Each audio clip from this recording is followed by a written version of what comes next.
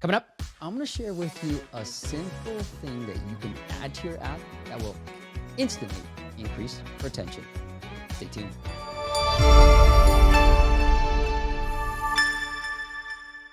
What is up, App Nation? It is Steve P. Young, founder of appmasters.com, the place you go when you want action-packed content related to helping grow your app downloads, and more importantly, those revenues. And part of those revenues are going to come with engagement. Today, I brought on a great guest who's going to really break down how you adding music to your app.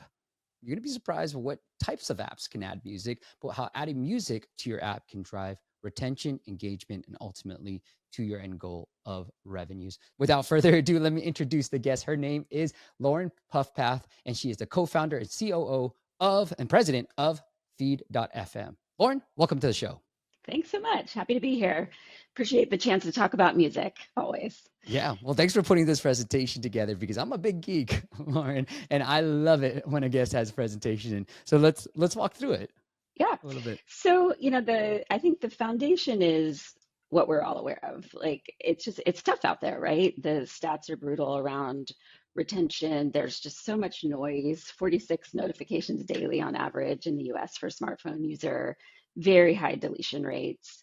And, retention rates are tiny. I know I personally have a once a month or so clean out my home screen and just have a graveyard of apps that I had really great excitement and intention for, but I just couldn't really work them into my daily routine. And so they're gone.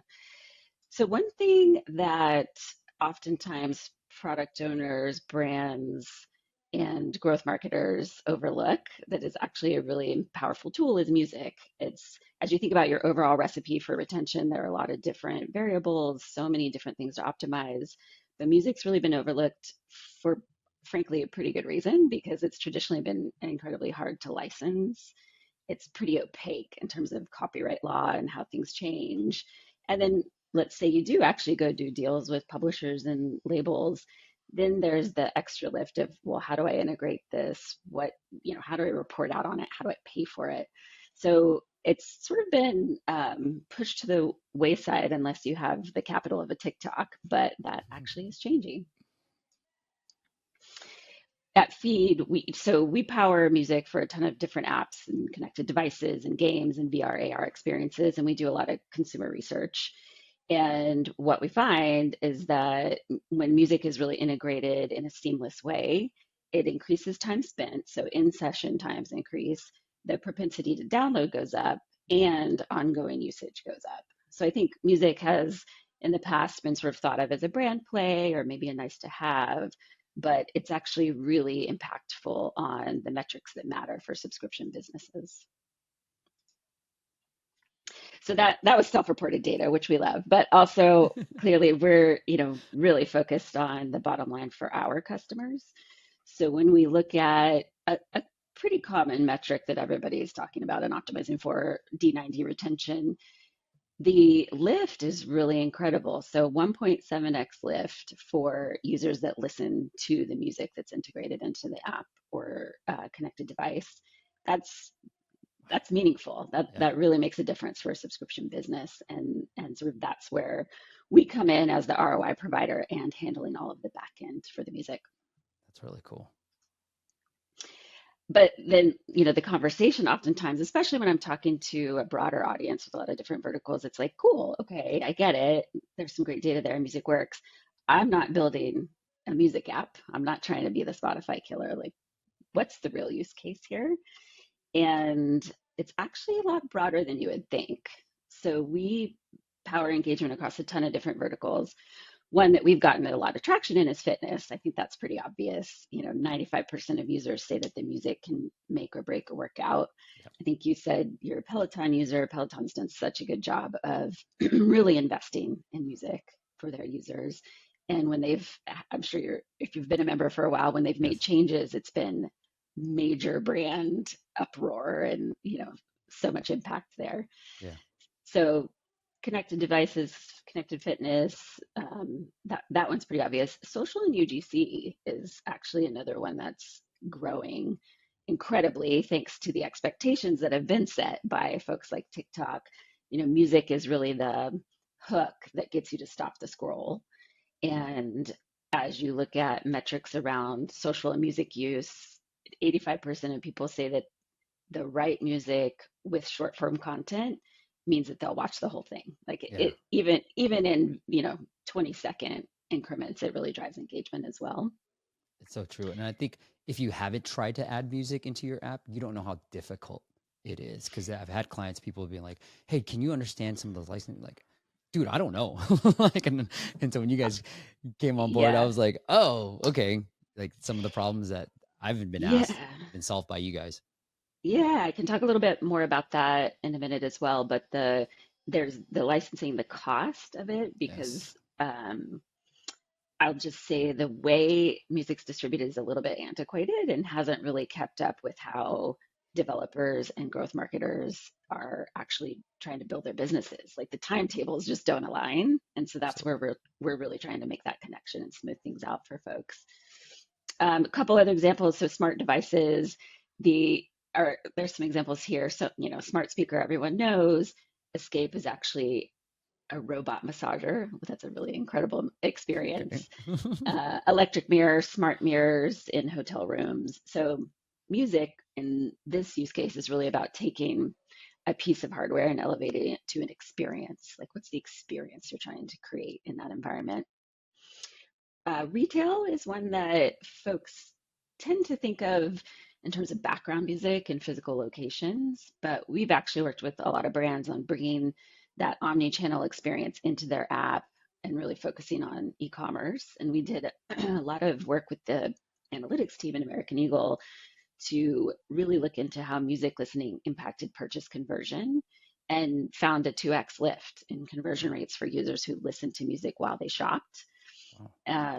They're a different demo, that it's a little bit younger, and so that their customers like to sit around in the app and heart looks and listen to music, and so there it really made a huge difference for them.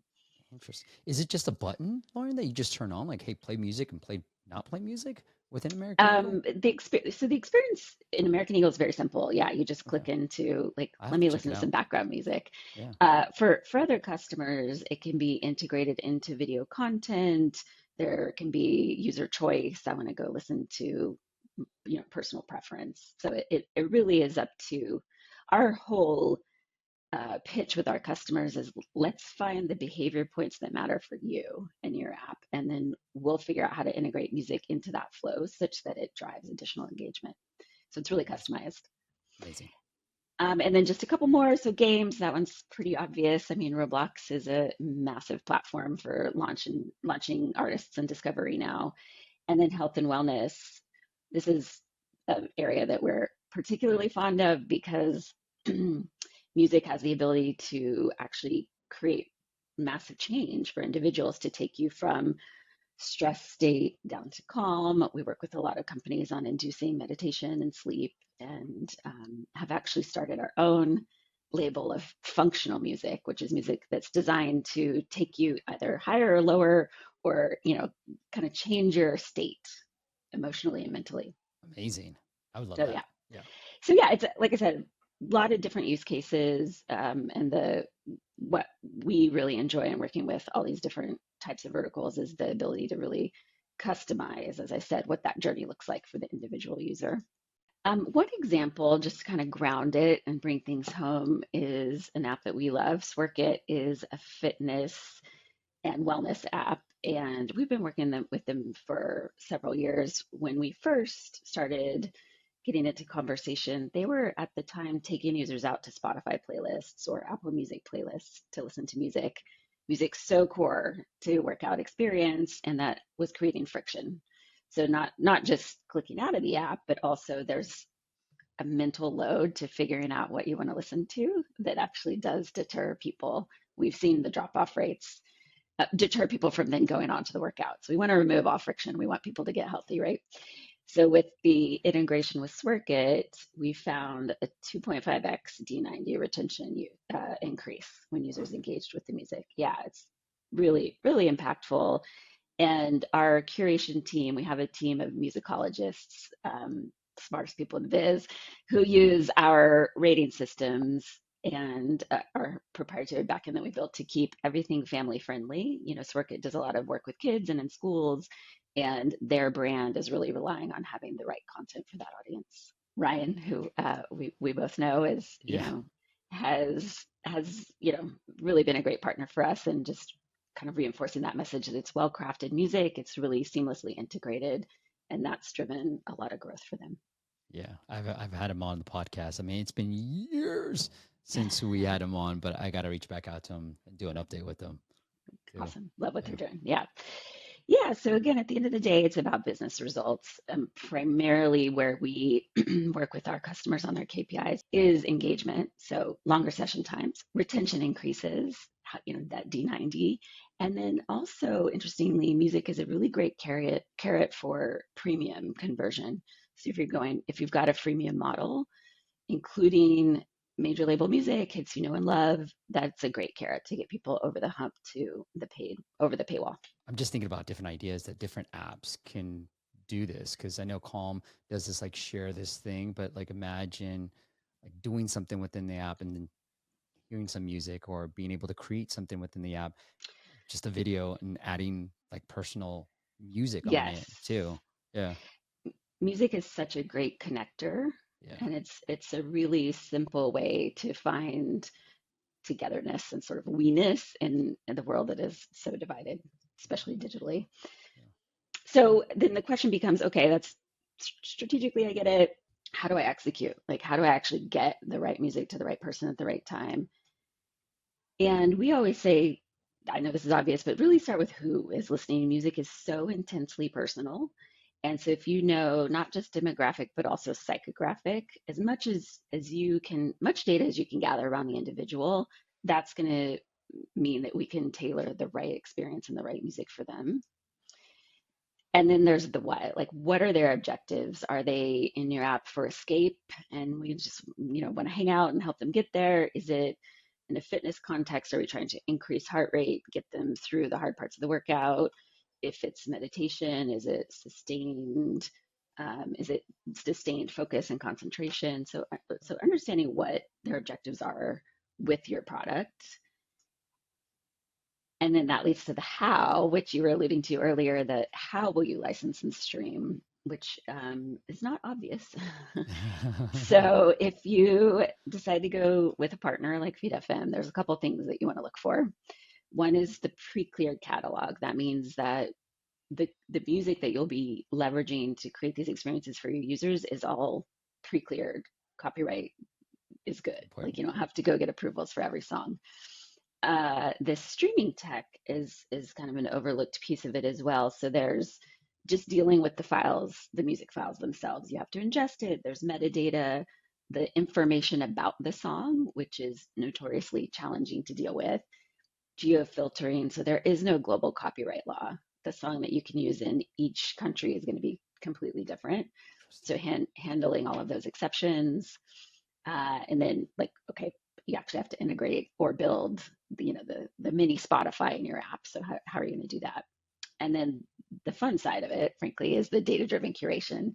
We leverage LLMs and recommendation engines to make sure that we're getting as personalized as possible, but then we also have that team of human curators, which is incredibly helpful, particularly for the brand overlay, because we're creating experiences for end users, but it's coming through another brand. So it's really important that we have their tone, their personality, explicitness, thematically what they're comfortable sharing with their users. Yeah, and so that's leading to the payoff. Like, that's what we've built.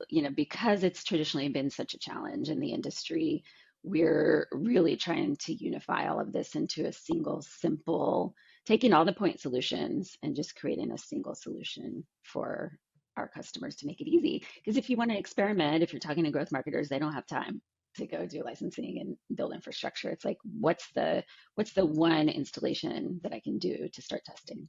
Yeah.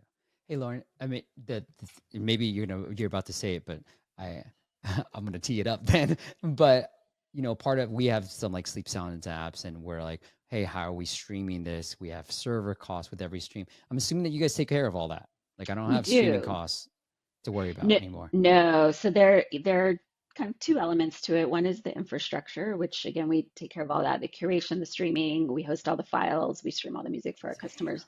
And then the second is the copyright and the royalties, and that is essentially just passed through to our Nice. users, to our So technically, I customers. could Yeah. build another Sleep Sounds app and just use Feed FM's library of music and kind of figure out something through that.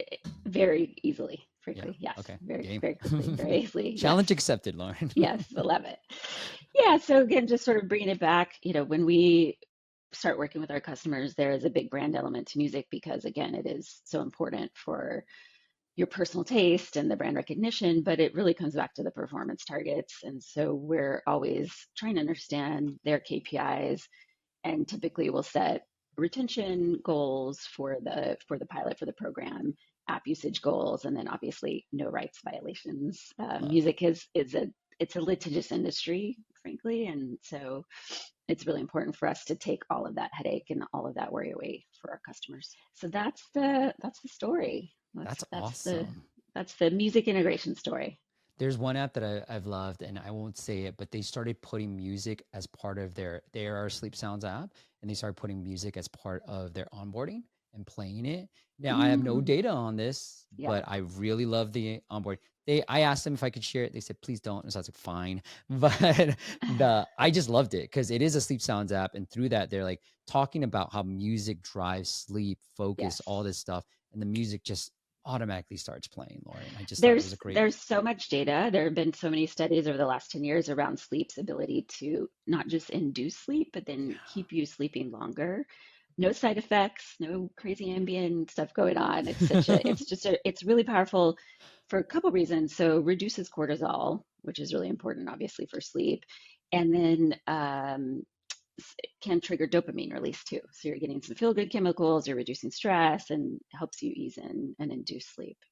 So Hey, cool. Lauren, I'm sure people are wondering right now as they're listening or watching this, like what is it, what is involved in terms of costs for us if we wanted to start working with Feed FM? So it really depends on the size of the app. Okay. We can work with we work with tons of startups actually and are there with them from the ground floor because it's all with music because you're paying out on royalties per song. It just depends on how much you're streaming. But Okay. we've got a lot of different. I mean, we work with folks who are doing 1,000 streams a month to 10 million streams a month. So we've got a lot of flexibility in terms of how we can support. So just tell them to give me a call and All right. Sounds we'll good. figure Well, it if you out. do Yeah. want to give Lauren a call, just go to feed.fm. Let them know that you heard it on this podcast so that Lauren's like, next time we see each other, we live very close to each other. Like, okay, you owe me a coffee, Lauren. So let them Deal. know you heard it on this podcast as well. Awesome. All right. Thank And you. Lauren, if the audience wants to connect with you anywhere else, do you want to send them anywhere else besides feed.fm? Yeah, find me on LinkedIn. I don't think there's any other Lauren Puffpaths out there, so I'm easy to find. Well, I will link up Lauren's LinkedIn profile into your favorite podcast app and YouTube description. Lauren, thank you so much for coming on and doing this. Thank you. Thank you guys for watching. I'll see you on the next video.